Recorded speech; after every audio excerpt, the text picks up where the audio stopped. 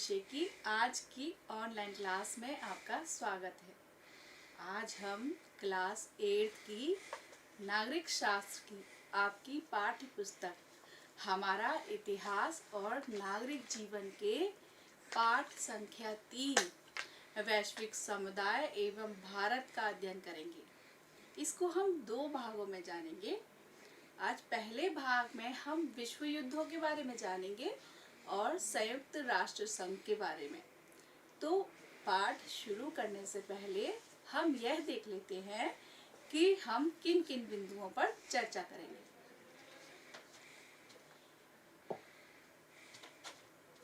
बच्चों, हम वैश्विक समुदाय और भारत के बारे में जानेंगे और उस बहुत से देश हैं विश्व में, तो उनमें जो मतभेद हो जाते हैं उनके कारणों के बारे में जानेंगे।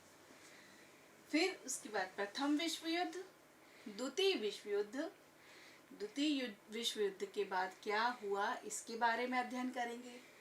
संयुक्त राष्ट्र संघ की स्थापना क्यों हुई, कौन से ऐसे कारण थे जिस वजह से संयुक्त राष्ट्र संघ की स्थापना हुई, संयुक्त राष्ट्र संघ किस उद्देश्य से बनाया गया।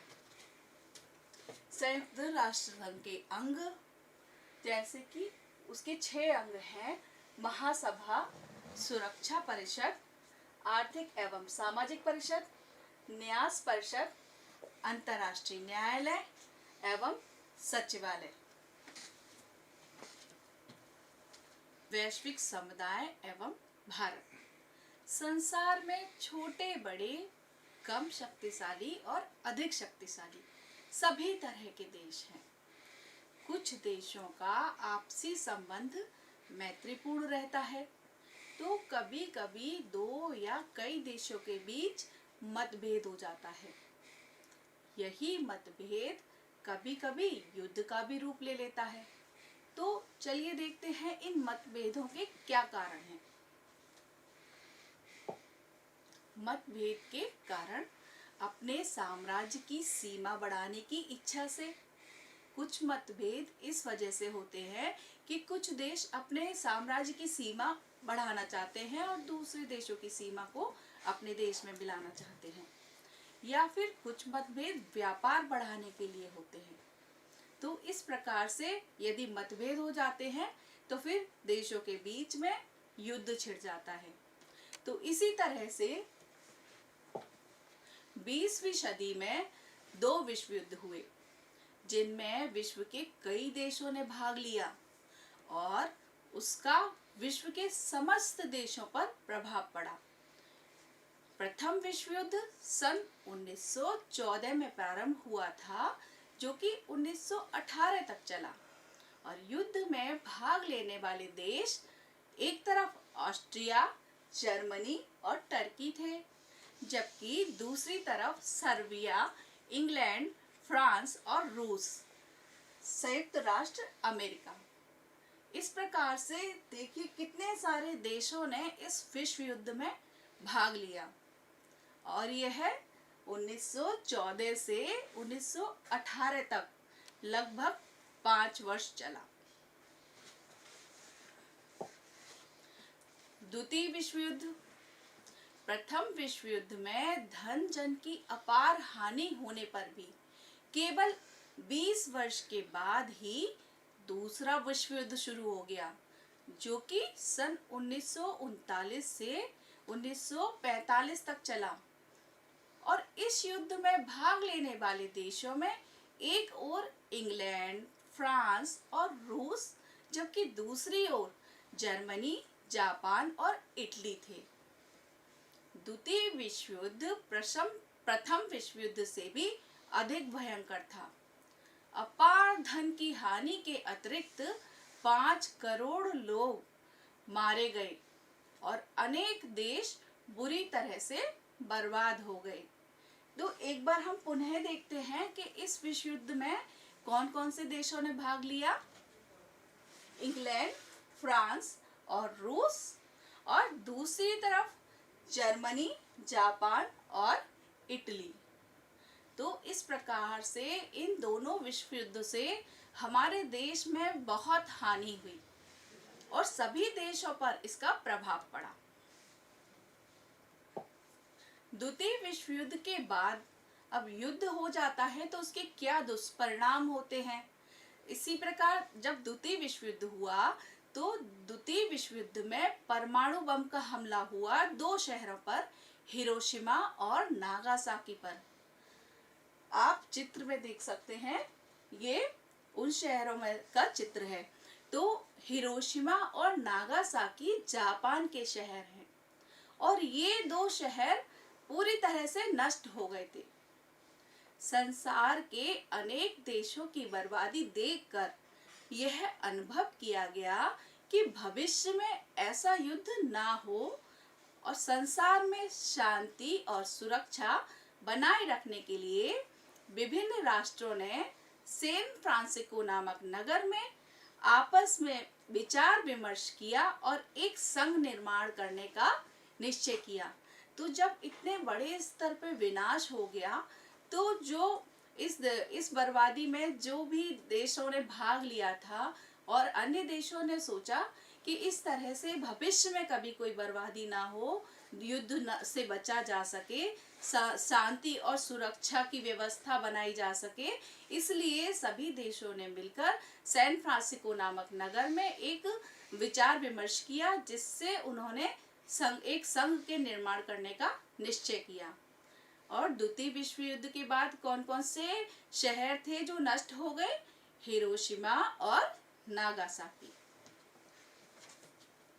संयुक्त राष्ट्र संघ की स्थापना। तो जब सभी देशों ने एक संघ बनाने का निश्चय किया तो 24 अक्टूबर 1945 को संयुक्त राष्ट्र संघ की स्थापना की गई और इसका लक्ष्य था कि आने वाली पीढ़ी को युद्ध की विभीषिका से बचाना। शुरू में इस संघ में केवल 51 राष्ट्र सदस्य थे, जिसमें कि हमारा भारत भी था, और वर्ष 2011 तक संयुक्त राष्ट्र संघ के 193 राष्ट्र सदस्य हो गए और दक्षिण सूडान को 193 देश के रूप में संयुक्त राष्ट्र संघ के सदस्य के रूप में शामिल किया गया। बच्चों, ये संख्या घटती बढ़ती रहती है, तो इसके लिए हम लोगों को समाचार पत्रों से जुड़े रहना चाहिए, अखबार पढ़ना चाहिए। और अब तो आपके विद्यालयों में भी पुस्तकालय स्थापित हो रहा है, तो आप सब भी समाचार पत्रों से अपडेट अपने आप को किया कीजिए, उनको रोज पढ़ने की आदत डालिए। तो संयुक्त राष्ट्र संघ की स्थापना कब हुई? 24 अक्टूबर 1945 को, और अब वर्तमान में इसमें 193 देश सदस्य हैं। हमारा भारत इसमें शुरू से ही सदस्य रहा है जब इसकी स्थापना की गई थी। संयुक्त राष्ट्र संघ के उद्देश्य। संयुक्त राष्ट्र संघ की स्थापना संसार में शांति व सुरक्षा बनाने के लिए की गई। इसके लिए उसके घोषणा पत्र के अनुसार कुछ उद्देश्य निर्धारित किए गए हैं, जो कि इस प्रकार से है। अंतरराष्ट्रीय शांति व सुरक्षा बनाए रखना, अर्थात संयुक्त राष्ट्र संघ की स्थापना ही इसलिए की गई थी जिससे पूरे विश्व में शांति और सुरक्षा की व्यवस्था बनाई जा सके। तो सबसे पहला इसका उद्देश्य यही है कि अंतरराष्ट्रीय शांति एवं सुरक्षा बनाए रखना। राष्ट्रों के बीच मैत्रीपूर्ण संबंधों को बढ़ावा देना। तो यदि मैत्रीपूर्ण संबंध होंगे तो फिर युद्ध की संभावना ही नहीं होगी। इसलिए इसका दूसरा उद्देश्य है कि राष्ट्रों के बीच मैत्रीपूर्ण संबंधों को बढ़ावा देना। आर्थिक, सामाजिक, सांस्कृतिक समस्याओं को हल करने के लिए अंतरराष्ट्रीय सहयोग सुनिश्चित करना। तो सभी अपना विकास करना चाहते हैं, तो संयुक्त राष्ट्र संघ का उद्देश्य है कि सभी देशों को आर्थिक, सामाजिक और सांस्कृतिक समस्याओं को हल करने के लिए सहयोग प्रदान करना और सभी लोगों को मौलिक अधिकारों को मान्यता देना। तो इस प्रकार से ये संयुक्त राष्ट्र संघ के उद्देश्य है। एक बार इन्हें पुनः देखते हैं। अंतर्राष्ट्रीय शांति एवं सुरक्षा बनाए रखना, राष्ट्रों के बीच मैत्रीपूर्ण संबंधों को बढ़ावा देना, आर्थिक, सामाजिक, सांस्कृतिक समस्याओं को हल करने के लिए अंतर्राष्ट्रीय सहयोग सुनिश्चित करना व सभी लोगों के मौलिक अधिकारों को मान्यता देना। संयुक्त राष्ट्र संघ के अंग। संयुक्त राष्ट्र संघ के 6 अंग हैं। महासभा, सुरक्षा परिषद, आर्थिक एवं सामाजिक परिषद, न्यास परिषद, अंतर्राष्ट्रीय न्यायालय व सचिवालय। कौन कौन से 6 अंग हैं? महासभा, सुरक्षा परिषद, आर्थिक एवं सामाजिक परिषद, न्यास परिषद, अंतर्राष्ट्रीय न्यायालय एवं सचिवालय। और इन सब के अलग अलग कार्य हैं। तो चलिए हम एक एक करके इन पर चर्चा करते हैं। महासभा, इसे हम जनरल असेंबली भी बोलते हैं। संयुक्त राष्ट्र संघ के सभी सदस्य महासभा के सदस्य होते हैं। अर्थात संयुक्त राष्ट्र संघ में जितने देश शामिल हैं वो सभी महासभा के सदस्य होंगे। प्रत्येक राष्ट्र सदस्य महासभा में अधिक से अधिक 5 प्रतिनिधि भेज सकता है, लेकिन मतदान के समय एक राष्ट्र एक ही मत दे सकता है। महासभा की बैठक वर्ष में एक बार अवश्य होती है और इसका अध्यक्ष भी 1 वर्ष के लिए चुना जाता है। फिर 1 वर्ष के बाद इसका पुनः चुनाव किया जाता है। तो इस प्रकार से ये महासभा है। तो महासभा की बैठक 1 साल में अवश्य होती है और इसका अध्यक्ष कितने समय के लिए चुना जाता है? 1 वर्ष के लिए। मानवाधिकार दिवस। संयुक्त राष्ट्र संघ ने 10 दिसंबर 1948 को मानवाधिकार की सार्वभौमिक घोषणा की, क्योंकि संयुक्त राष्ट्र संघ का उद्देश्य ही था मानवाधिकार को मान्यता देना। तो उन्होंने उस उद्देश्य को पूरा करने के लिए 10 दिसंबर 1948 को मानवाधिकारों की सार्वभौमिक घोषणा की। इसीलिए प्रत्येक वर्ष 10 दिसंबर को मानवाधिकार दिवस यानी कि ह्यूमन राइट्स डे मनाया जाता है। जनसभाएं तथा विचार गोष्ठियां। जब कोई भी संघ बनता है तो उसमें विचार गोष्ठियां होती हैं, सभाएं होती हैं और उसके कार्य को आगे प्रगति प्रदान की जाती है। तो सभी महत्वपूर्ण मामले महासभा में प्रस्तुत किए जाते हैं और महासभा इन पर विचार विमर्श करती है और अपनी सलाह देती है। विश्व की गंभीर समस्याओं पर विचार विमर्श करके विश्व सम्मेलन बुलाती है और विश्व का ध्यान उन समस्याओं और विशेष वर्गों की ओर दिलाती है जहां सुधार की आवश्यकता महसूस होती है।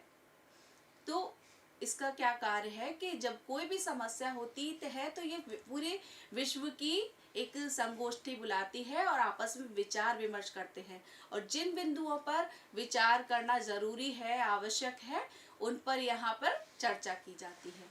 इससे संबंधित जनसभाएं तथा विचार गोष्ठियां आदि पूरे वर्ष आयोजित की जाती हैं, जैसे महिला वर्ष, बाल वर्ष और दिव्यांग वर्ष आदि।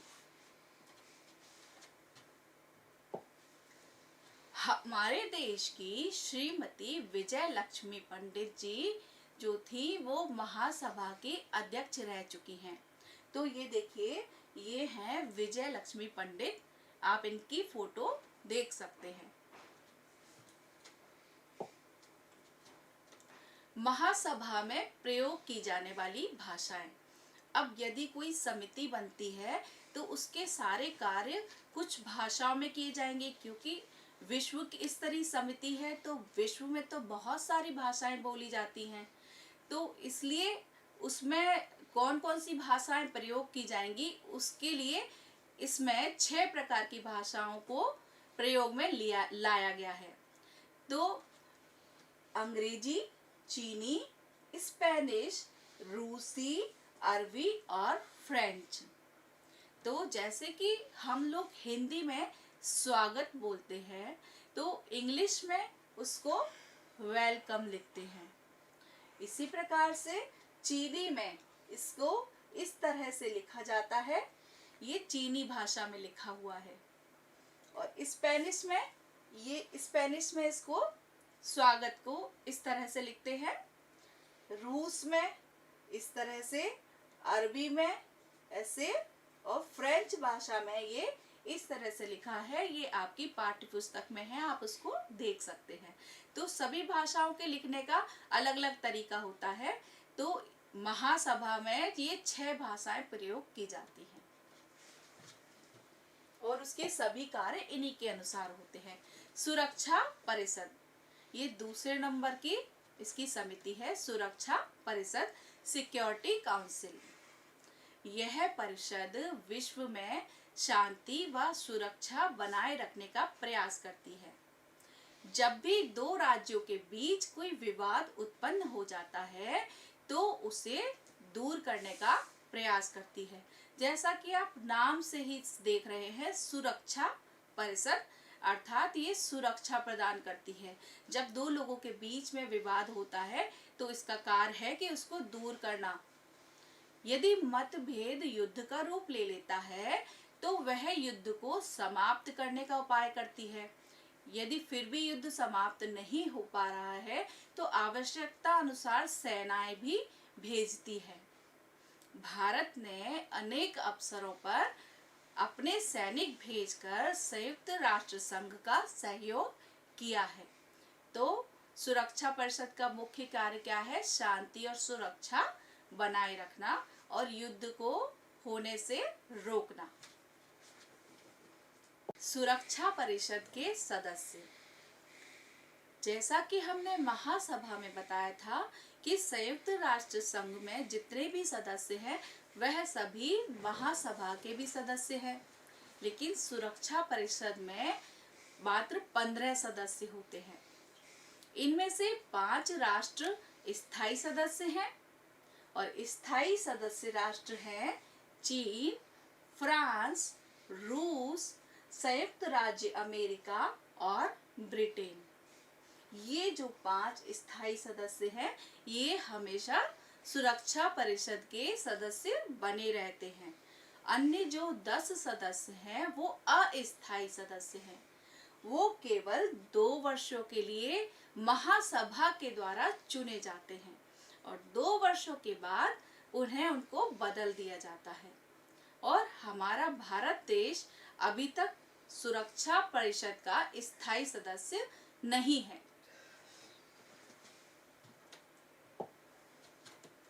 आर्थिक व सामाजिक परिषद, इकोनॉमिक एंड सोशल काउंसिल, इसका उद्देश्य अंतरराष्ट्रीय आर्थिक एवं सामाजिक समस्याओं का समाधान करना है। जैसा कि आप नाम से ही समझ रहे हैं, आर्थिक एवं सामाजिक परिषद, तो पूरे संपूर्ण विश्व में जितनी भी आर्थिक और सामाजिक समस्याएं हैं उनको समाधान इस परिषद के माध्यम से किया जाता है। इसका उद्देश्य यह भी है कि जाति, भाषा या धर्म के आधार पर कोई भेदभाव ना किया जाए। तो ये भेदभाव को भी दूर करने का प्रयास करती है। इसलिए 10 दिसंबर 1948 में मानव अधिकार की घोषणा भी इसी परिषद ने की, जिससे मानव अधिकार के प्रति विश्व में सम्मान हो। तो इसका मुख्य कार्य क्या है? आर्थिक व सामाजिक समस्याओं का समाधान करना व जाति, भाषा या धर्म के आधार पर कोई भेदभाव ना हो, इसका ध्यान रखना।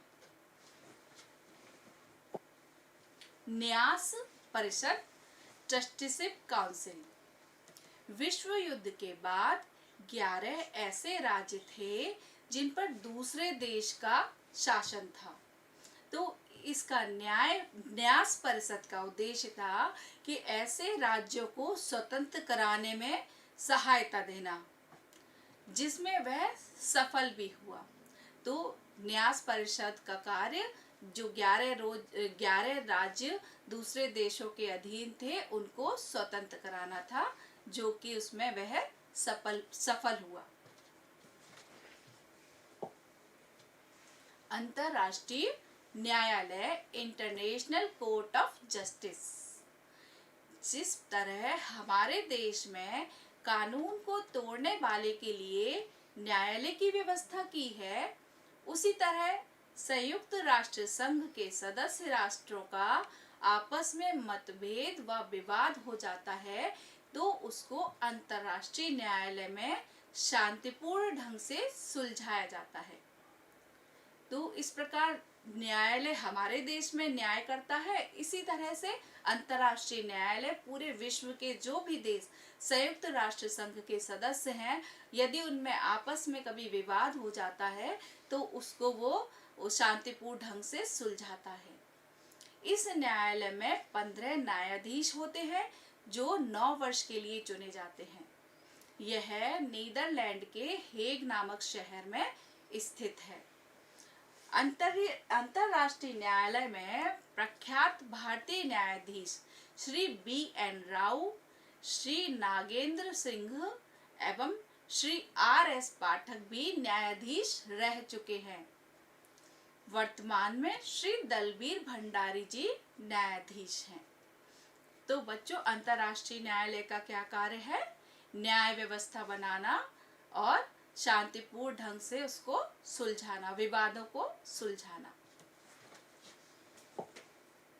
सचिवालय, सेक्रेटरी, ये संयुक्त राष्ट्र संघ का दैनिक कार्य करता है।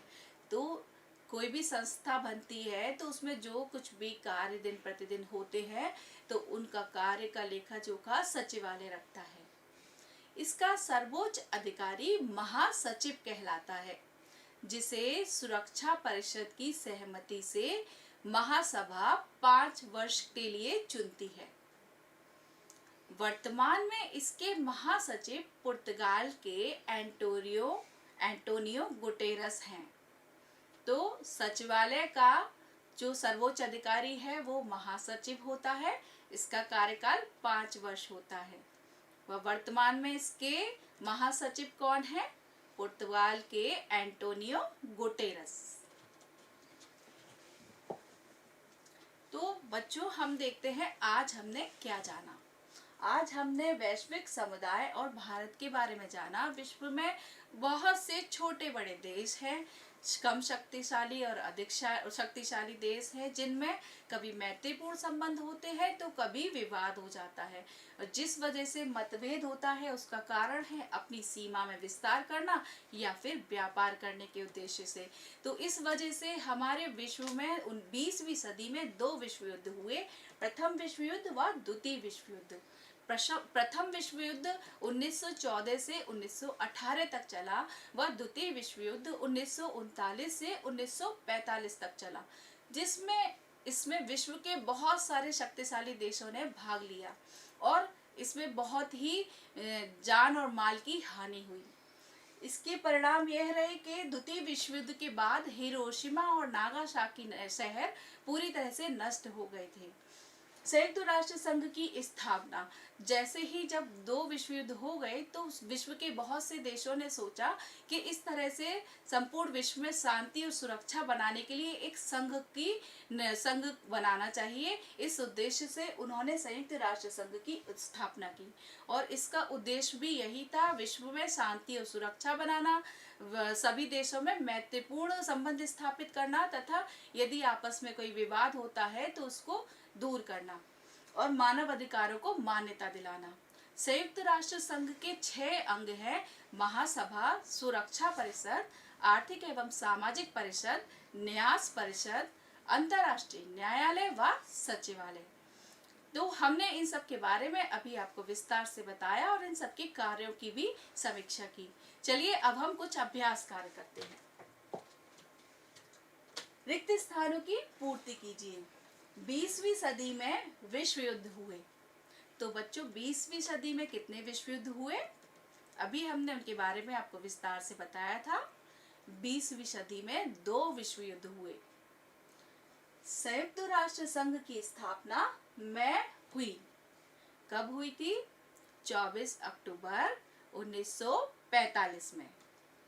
संयुक्त राष्ट्र सुरक्षा परिषद में स्थायी सदस्य होते हैं। तो संयुक्त राष्ट्र सुरक्षा परिषद में टोटल कितने सदस्य हैं? 15, और जिनमें से स्थायी सदस्य कितने थे? 5। तो संयुक्त राष्ट्र सुरक्षा परिषद में 5 स्थायी सदस्य होते हैं। महासभा की बैठक वर्ष में बार अवश्य होती है। तो जब हमने महासभा बताया था तो बताया था उसकी बैठक वर्ष में एक बार अवश्य होती है। महासभा के सभापति का कार्यकाल वर्ष के लिए होता है। कितने वर्ष के लिए होता है? 1 वर्ष के लिए। मानवाधिकार दिवस को मनाया जाता है। मानवाधिकार दिवस 10 दिसंबर को मनाया जाता है। निम्नलिखित प्रश्नों का उत्तर संक्षेप में लिखिए। तो बच्चों इन प्रश्नों के उत्तर आपको अपनी नोटबुक में स्वतः लिखने हैं। अभी हमने इस पाठ को विस्तार से बताया। तो हम प्रश्न बताते हैं आपको। संयुक्त राष्ट्र संघ की स्थापना क्यों हुई? इसका कारण आप बताइएगा, अपने शब्दों में लिखिएगा। संयुक्त राष्ट्र संघ के अंगों एवं विशिष्ट संस्थानों के नाम लिखिए। तो संयुक्त राष्ट्र संघ के 6 अंगों के बारे में हमने आपको विस्तार से बताया, तो आप इसको भी अपने शब्दों में लिखिएगा। संक्षेप में लिखिए। आपको इनके बारे में संक्षेप में लिखना है। महासभा के बारे में, सुरक्षा परिषद के बारे में व अंतरराष्ट्रीय न्यायालय के बारे में। बच्चों आज के इस भाग में बस इतना ही। अगली कक्षा में आपसे हम पुनः मिलेंगे। तब तक के लिए धन्यवाद।